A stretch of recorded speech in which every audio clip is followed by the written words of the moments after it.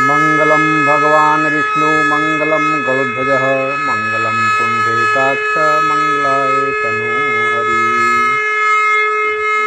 आज मैं सत्यनारायण स्वामी के पंचम अध्याय की कथा कहने जा रहा हूँ। आप लोग मेरे चैनल पर नए हैं तो कथा सुनने के पहले चैनल को सब्सक्राइब कर लें।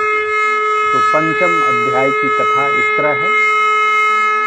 सूत जी बोले कि सत्यदेव की माया से चंद्रकेतु राजा ने उन दोनों बनियों के वचन को कुछ भी नहीं सुना और उनका सब धन ले लिया।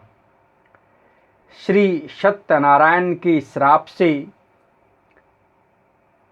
साधु और दामाद के घर पर स्त्रियां भी बड़ी दुखित हो गईं। चोरों ने घर का धन भी चुरा लिया।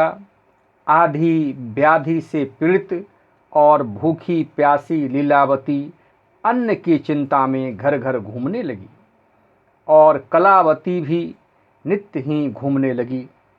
एक दिन रात को भूख से दुखी कलावती एक ब्राह्मण के घर पर गई।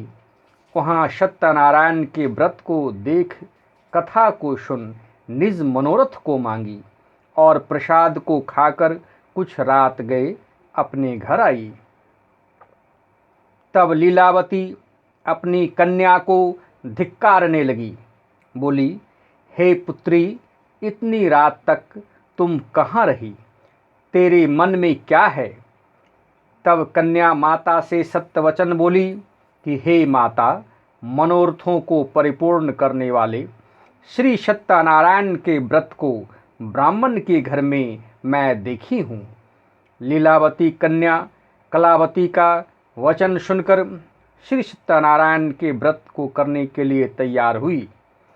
पतिव्रता साधु बनिए की स्त्री अपनी कन्या सहित बंधु बांधवों के साथ सत्यनारायण के व्रत को किया।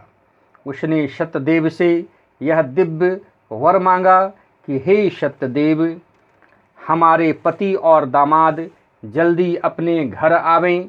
मेरे पति और दामाद के अपराध को आप क्षमा करने योग्य हैं, अतः क्षमा कीजिए।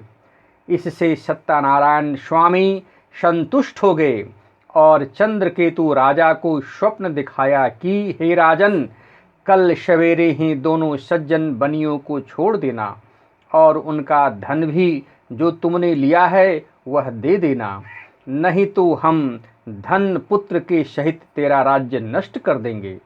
यह बात राजा से कहकर सत्यनारायण प्रभु अंतर्ध्यान हो गए।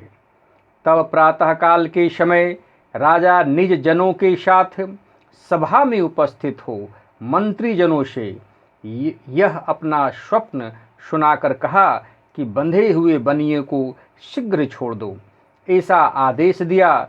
यह सुनकर दूत लोग बनियों को बंदी खाने से छुड़ाकर राजा के निकट लाए और विनय युक्त वचन बोले, हे महाराज, हम इन दोनों बनियों को बंधन से छुड़ा कर लाए हैं, अब आपकी क्या आज्ञा है? उन दोनों ने महाराज चंद्रकेतु को नमस्कार कर पूर्व वृत्तांत का स्मरण करते हुए राजा चंद्रकेतु से साधु नाम का बनिया तथा दामाद ने कुछ नहीं कहा। वनिक पुत्रों को देखकर राजा आदर से बोले, अभाग्यवश तुमको बड़ा दुख मिला, तुम लोग भय मत करो। इस प्रकार राजा ने कहकर उन दोनों बनियों के हाथ पैर की हथकड़ी बीड़ी कटवाकर क्षौर कर्म करवाया। फिर वस्त्र और आभूषण देकर बनिया को अत्यंत संतुष्ट किया।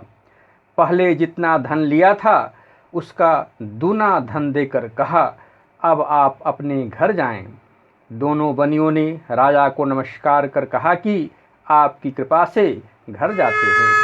श्री स्कंद पुराणे रेवाखंडे पंचमोध्याय। श्री सत्यनारायण स्वामी की जय। वृंदावन बिहारी लाल की जय।